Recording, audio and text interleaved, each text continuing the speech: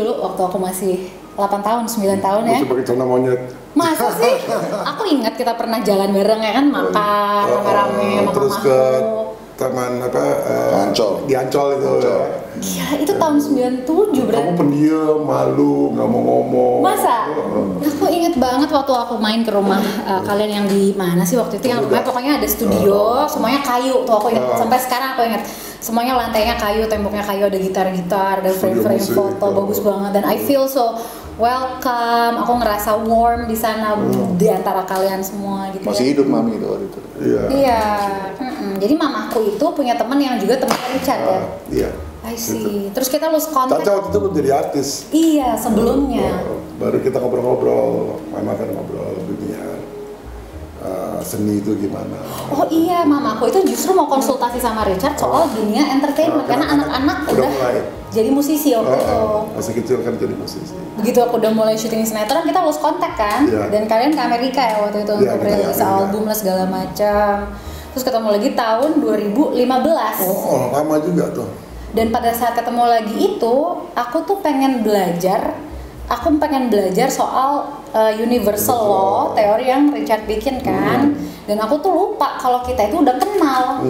Tau nggak? Aku tuh nyari-nyari, aku googling, aku belajar tentang teori itu, dan aku pengen tahu ini siapa yang, apa sih guys, yang ngajar adalah orang Indonesia. Aku langsung pengen cari orang ini untuk jadi mentorku gitu loh.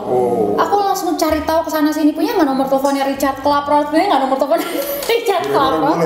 Kirain orang bule, terus dia bilang enggak, dia orang Indonesia, saya pernah kenal sama dia, tapi nggak ada yang punya. Sampai aku nemu emailnya Richard lah di internet, aku email, terus pas itu Richard balas.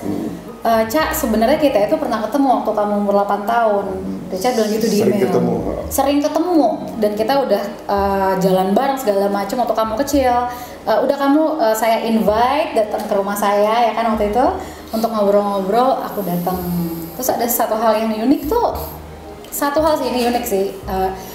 Richard bilang waktu itu, kamu panggil saya jangan om, jangan pak, jangan apa, panggil aja pakai nama. Iya. Itu kenapa? Ya karena itu kan ketertarikannya kan universal law. Jadi saya nggak mau kamu nganggap saya kayak guru atau kayak orang tua gitu, memberi nasihat juga. Ya saya pengen you tetap kritis gitu. Jadi barier-barier hierarki itu harus diputus dulu. Jadi salah satu memutus barier hierarki itu dengan memanggil nama saja. Bukan artinya nggak sopan, ya panggil nama aja.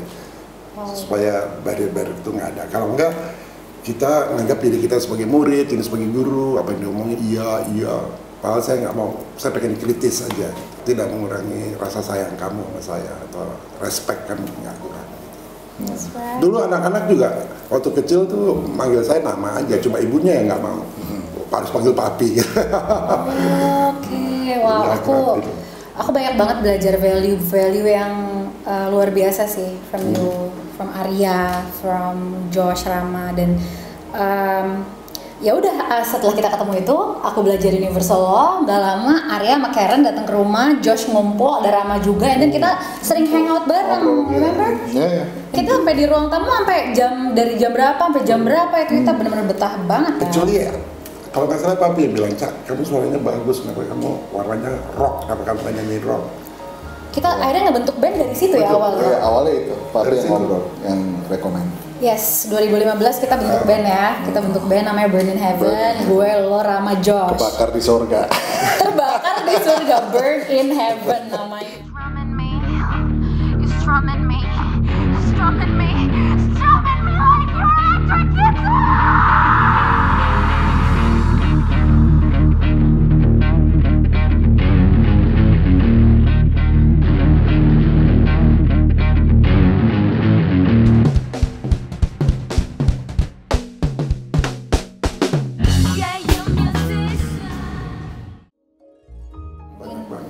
Our conversation juga selalu deep, meaningful, knowledge-nya banyak banget yang aku dapetin. Dan terus ingat gak sih ya, jadi tuh awalnya gue tahu karena gue kan concern banget nih sama apa yang terjadi sama lo dan keluarga.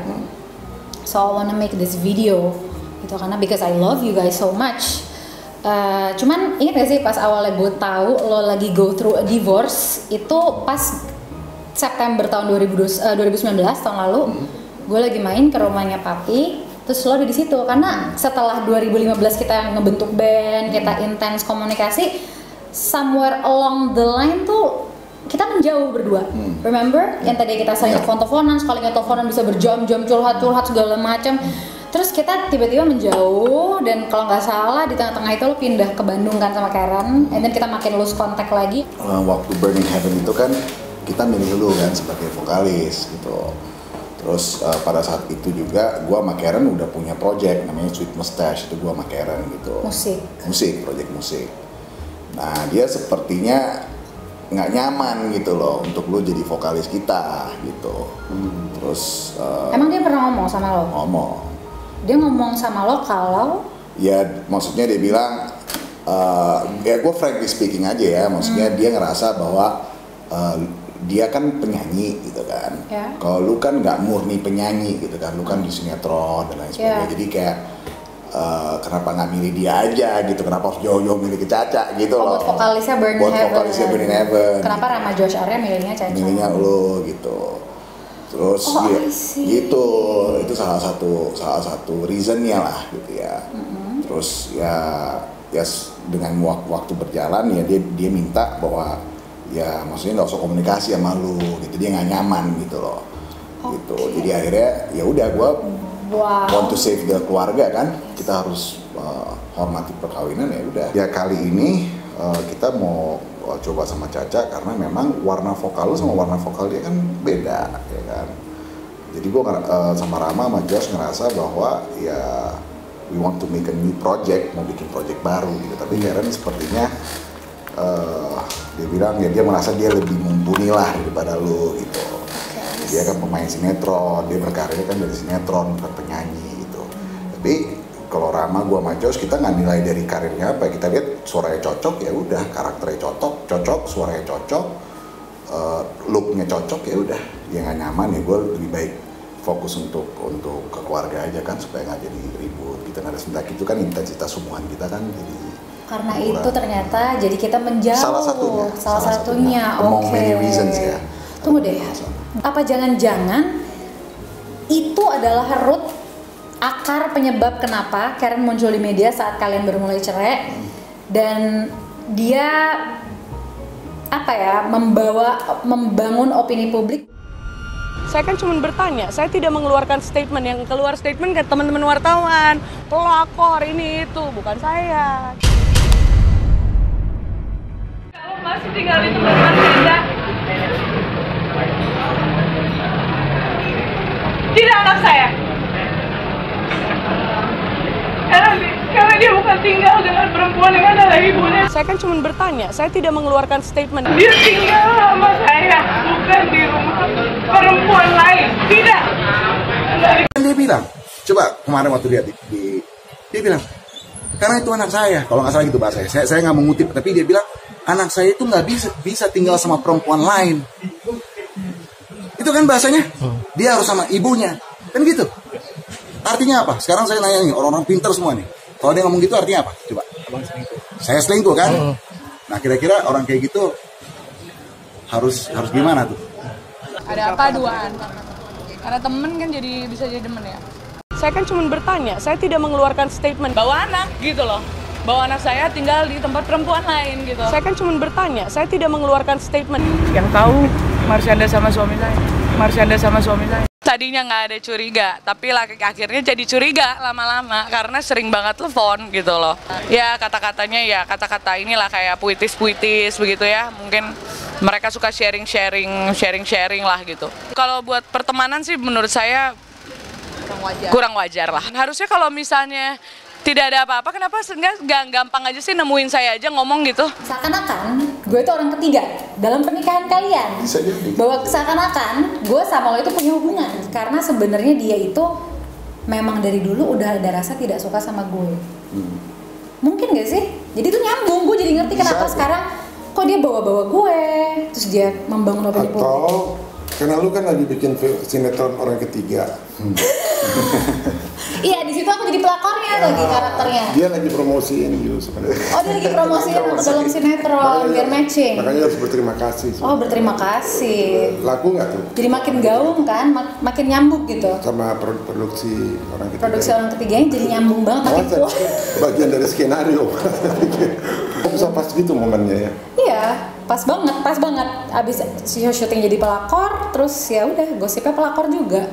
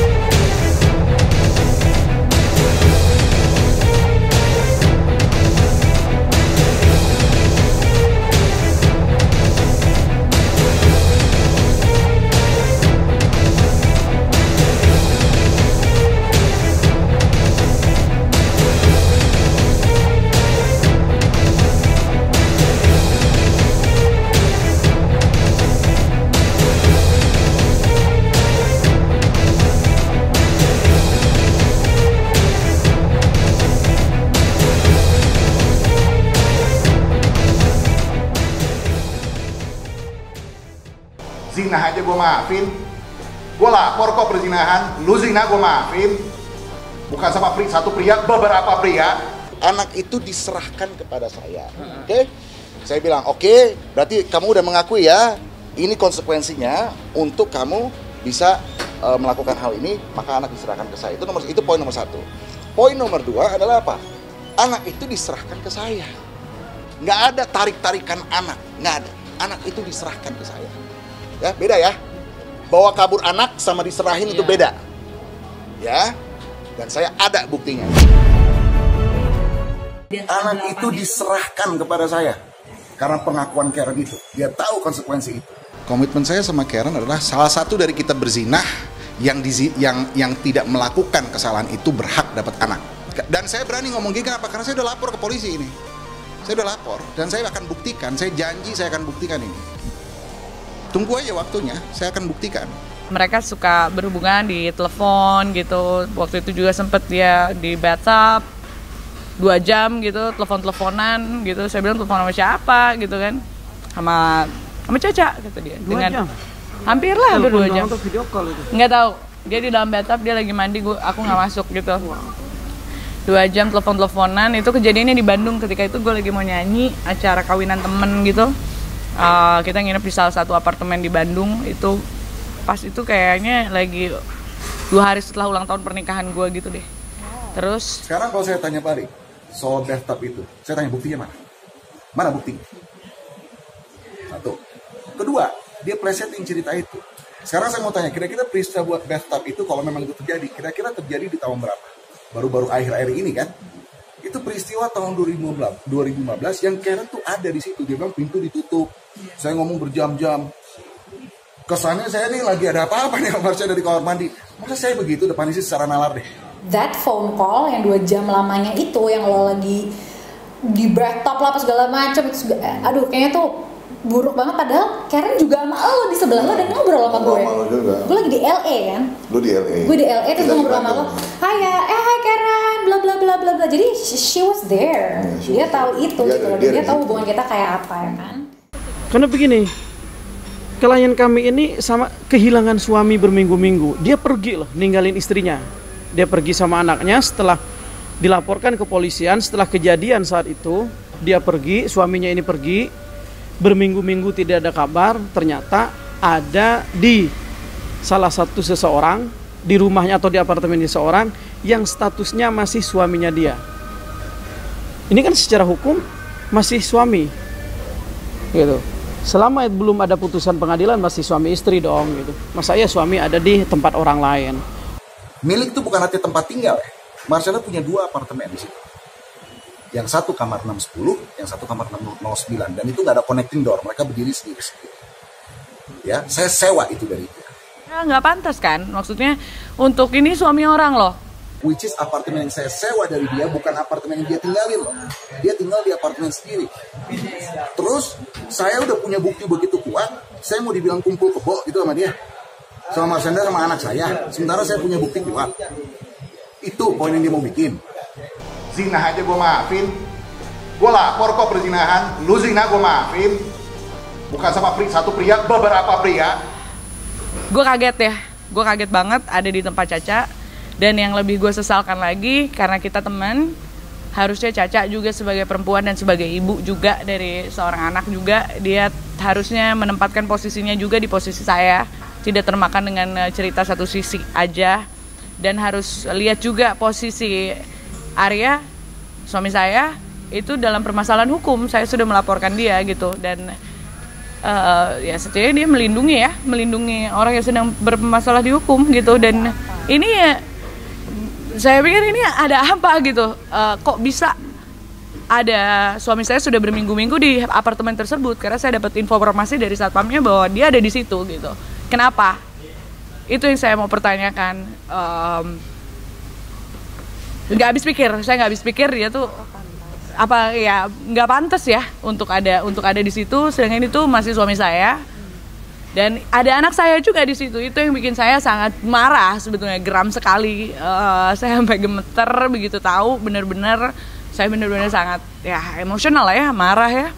Salah satu apartemen gue yang satu gedung juga dengan unit di mana tempat gue tinggal tuh gue sewain ke orang-orang Untuk umum. pada saat itu lagi kosong. Terus gue bilang ya udah lo rent aja di situ gitu kan.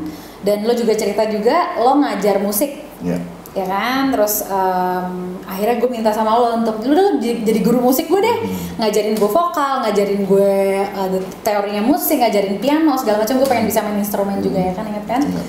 Kalau saya jadi dia, yang akan saya lakukan adalah seperti ini. Karen, ini Arya sama Zefania ada di rumah saya. Jangan salah sangka, saya cuma mau menolong. Kalau kamu mau lihat mereka ada apa, jangan salah sangka sama saya. Niat saya hanya mau menolong, atau apapun itu, kalau niatnya baik. Sekarang urusannya Marshanda apa? Kalau saya sewa sama dia, kenapa dia harus bocorin urusan rumah tangga? Justru dengan dia bocorin ke Karen, kalau saya ada di situ, dia justru ikut campur sama rumah tangga orang. Itu apartemen mahal loh, gitu. Apartemen itu apartemen mahal ya, sorry ya bang, itu apartemen mahal.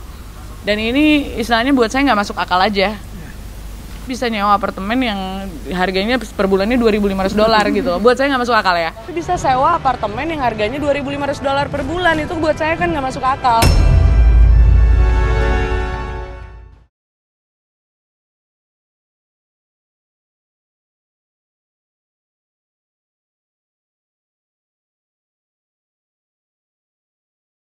Berapa lamanya tinggal di apartemen Marshanda itu, ini kita tidak akan tahu.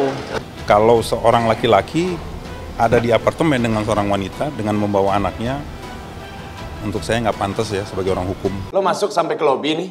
Lobi ya. Terus lo telepon ke kamarnya? Intercom. Saya telepon ke intercom. Gua baca bener-bener dia kan yang intercom. Itu kamar berapa? 609. 0609. Marshanda, karena saya juga tahu apartemen itu, beberapa kali juga saya datang ke situ karena teman kan. Gitu.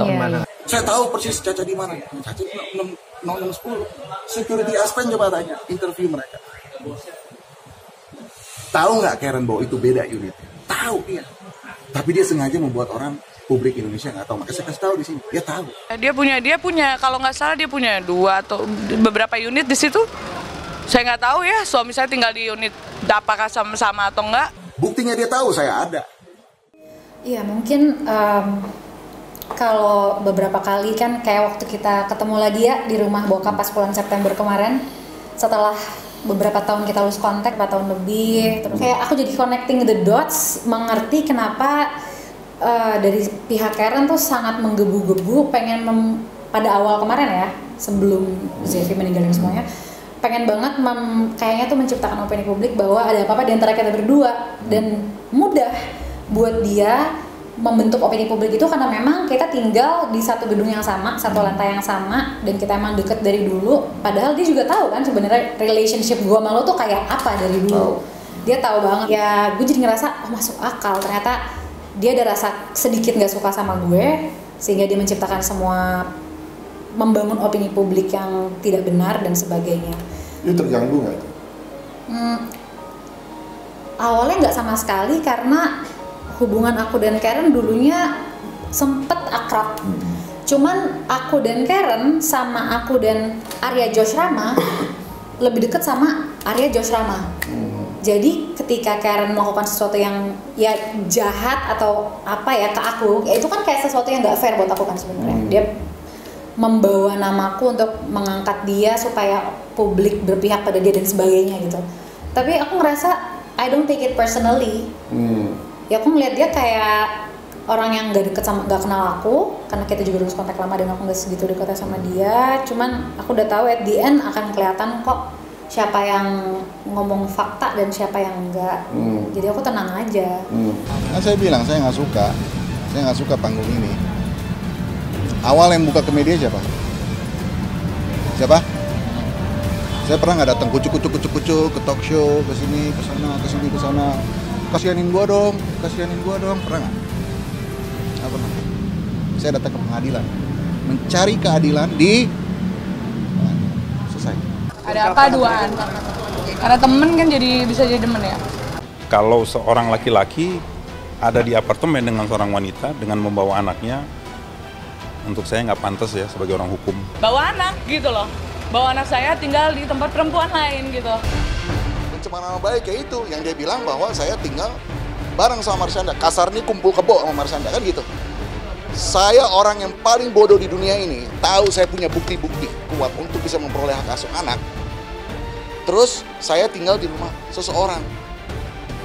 Jadi mau dikatakan bahwa ada Marshanda, ada anak saya, sama saya satu kasur. Gitu kan yang mau digambarkan kan? Ini yang dipercaya sama publik ini sekarang. Nah ini yang saya bikin ini pencemaran nama baik. Melapor ke Polres. Iya. Kapan bang laporannya bang? Ya ini baru-baru ini. Nah, bukti lapornya sudah ada. Pencemaran nama baik dan pasalnya saya ada semua di situ. Hanya pencemaran nama baik aja?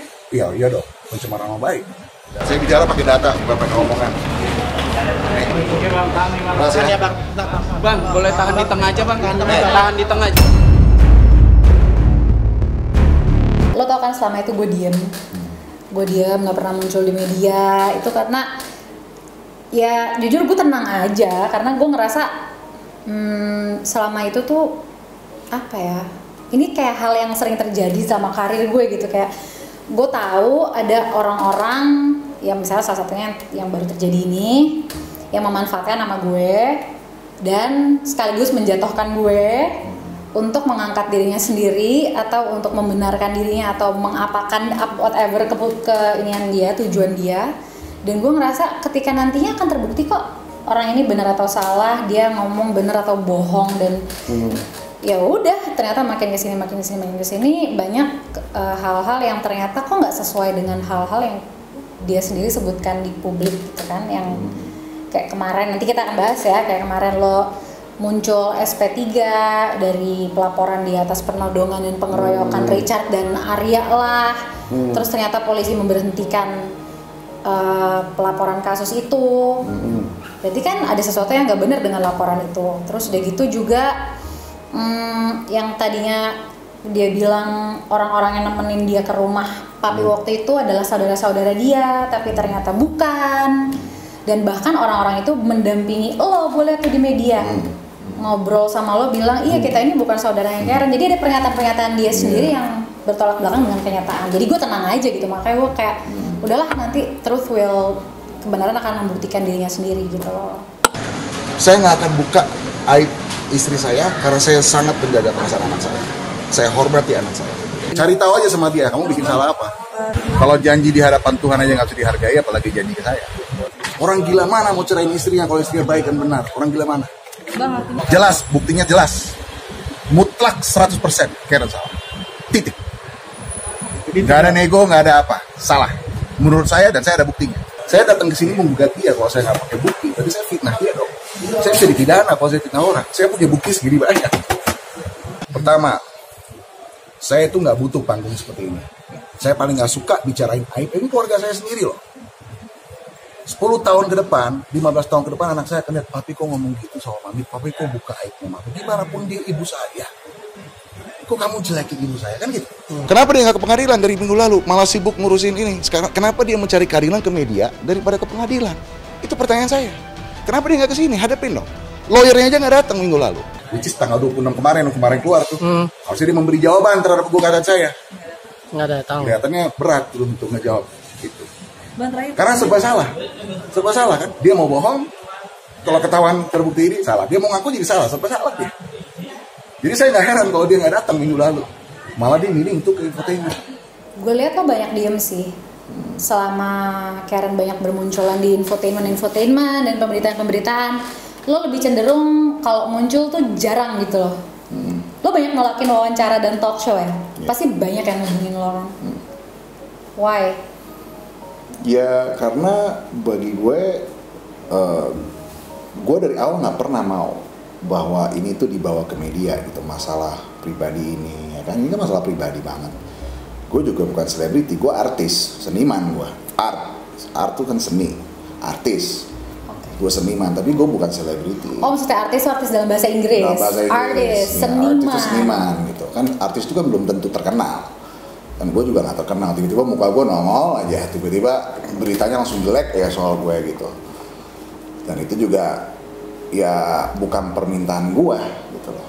Makanya hari itu waktu kejadian soal yang nama lu keseret-seret kan, ya first thing I said to you ya gue minta maaf ya kan, karena ini bukan planning gue untuk ngeseret-seret nama lu gitu. Nah itu bagi gue apa ya, kayak gue dipaksa untuk masuk satu medan yang gak gue minta gitu. Dan apa ya mau nggak mau gue harus hadapin, makanya gue marah pertama kali gue keluar tuh, gue marah ke media tuh karena tempat gue tuh di panggung gitu loh. As a seniman tuh tempat gue di panggung gitu loh, bukan untuk ngomong soal gini-ginian. Makanya kalau dilihat kan gaya bahasa gue kan ya seada-adanya gitu, karena ya gue seniman, I'm a purist gitu loh. Jadi ya gue nggak bisa ngomong seperti birokrat gitu, nggak bisa yang ngomongnya dijaga, ya gue begini apa adanya gitu, ngerti nggak sih? So gue nggak suka harus ekspres personal cerita gue ke kamera yang apa untungnya juga buat gue gitu. Jadi sebenarnya selama diwawancara walaupun nggak menyetujui dan nggak suka ya? Gue sebenarnya nggak suka gitu sebenarnya. Tapi harus. Tapi mau nggak mau harus, karena nama gue udah dicemar gitu keluar. Iya, dengan hal-hal yang kebenarannya lo tau lah. Gue tahu kebenarannya. Akhirnya ya gue diskusi sering sama bokap. Ya bokap gue selalu bilang bahwa ya ini semua terjadi pasti ada reasonnya gitu. Ya lu harus pertama ya just be yourself, bokap bilang gitu, just be yourself. Kamu mau ekspresi, mau marah, mau apa silakan, nggak apa-apa. But kamu juga harus ingat bahwa kamu juga punya anak kan, saat itu Zevi masih hidup kan. Jadi prioritas kamu harus mementingkan Zevi nomor satu gitu. Selama ini yang jadi sparring partner gue tuh bokap, dia selalu kasih advice yang selalu ngerem gue gitu, selalu. Dan ya for that I thank you a lot for that. Love you Pak. Ya saya berupaya ya mendamaikan Karen sama Arya selalu. Bahkan ketika saya selalu bilang ke Karen, kamu tuh mantu saya yang saya paling sayang. Saya bilang gitu. Dan dia satu-satunya mantu saya yang saya pangku, sering saya pangku, saya cium, karena saya sayang sama dia. Jadi ketika ada peristiwa antara Arya dengan Karen, mereka datang ke saya bilang saya nggak mau dengar. Itu urusan kalian udah dewasa. Tapi tolong bicarakan secara terbuka. Arya mau nanya apa aja, silakan. Jadi saya selalu melakukan Karen dengan baik, selalu. Ya, dan dia tahu saya itu sayang. Dan dia tahu itu saya pemaaf. Ya. Tapi sering-sering orang kalau kita pemaaf kita dieksploitir loh. Tapi itu value salah satu yang aku pelajarin sih dari keluarga. Keluarga Richard, dari kalian. So it's forgiveness. Salah satunya ada among many other value yang aku dapetin. Saya ini pergi ke media karena saya ini tidak mendapatkan akses untuk bertemu anak saya. Saya ke media karena saya pengen dapat hak saya, nggak dikasih akses kepada anak. Kalian ini bisa bikin apa? Satu. Kedua itu fitnah. Saya kasih akses. Gugatan ini adalah gugatan perceraian dan hak asuh anak. Of course. Anak itu membawa nama belakang keluarga saya. Itu. Dan nama dia bukan Zefania Karina Poru. Iya. Namanya Zefania Karina Papa. Iya, nama abang belakangnya. Nama saya. Abangnya. Saya mau anak itu tidak jadi promiscuous. Saya hargai teman-teman media peduli banget soal ini. Tapi saya ini bukan siapa-siapa. Saya bukan siapa-siapa yang harus diliput seperti ini kan, karena Karen ngomong, coba kalau nggak ada Marsyandanya, nggak ada berita Marsyandanya, mana mau lu liput dia? udah bisa connecting the dots belum? Iya. Udah bisa connect ya? Udah bisa ya? Nah, mikir sendiri deh. Minggu lalu harusnya dia datang ke pengadilan untuk memperoleh keadilan. Bukan, sorry ya, dengan segala hormat, bukan ke media loh nyari keadilan. Nyari keadilan itu di pengadilan. Makanya saya ke pengadilan. Ya sekarang kalau memang peduli sama anaknya, fight dong di sini. Fight bukan berantem, perjuangkan di sini. Ini tempatnya, bukan media, bukan numpang nama Marsyanda. Ya kan, bukan di sini tempatnya di pengadilan. Makanya dibikinlah isu-isu Marsyanda ini segala macam. Itu kan cuma numpang ketenaran. Sebenarnya itu kan jobnya jadi tambah banyak tuh. Ternyata dia jadi terkenal banget tuh sekarang, jadi banyak, followersnya jadi banyak. Itu bagus juga buat dia, jadi berkah juga buat dia. Anak saya berada di situ, oh ya namanya Pak Arya, tenan baru bersama dengan anak kecil perempuan. Oke ya. Sorry, tenan baru berarti nyewa di situ? Tidak ada perjanjian resmi, gitu. Kalau ditanya apa betul Arya ngontrak dengan artis tersebut perihal apartemennya, betul memang dia ngontrak gitu loh. Betul memang dia ngontrak gitu loh. Betul memang dia ngontrak gitu loh. Betul memang dia ngontrak gitu loh. Kalau seorang laki-laki ada di apartemen dengan seorang wanita dengan membawa anaknya, untuk saya nggak pantas ya sebagai orang hukum. Betul memang dia ngontrak gitu loh. Untuk saya nggak pantas ya sebagai orang hukum. Perihal apartemennya, betul memang dia ngontrak gitu loh.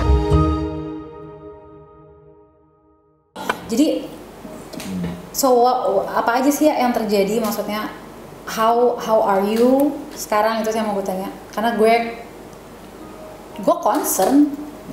I mean I love you all so much, dan yang what you been through tuh a lot. So yang lo rasain sekarang tuh apa sih? Sekarang this very second nih. Yes, tenang, because you know you are right. Atau karena lo punya bukti-bukti yang memadai? Ya itu teknis ya, buat gue lebih, kalau nanya soal perasaan gue sekarang ya gue tenang. Maksudnya tenang, kita kan dalam ketenangan nggak perlu ada alasan kenapa kita tenang. Ya, kita tenang nggak perlu ada reason to love someone, kan nggak perlu ada reason, untuk tenang juga nggak perlu ada reason. Bahkan ada banyak orang bisa dapat ketenangan di saat dia lagi ada masalah banyak kan. Kayaknya masalah gue lagi banyak. Kalau gue nggak tenang, gue nggak bisa berpikir clear kan. Jadi gue harus tenang.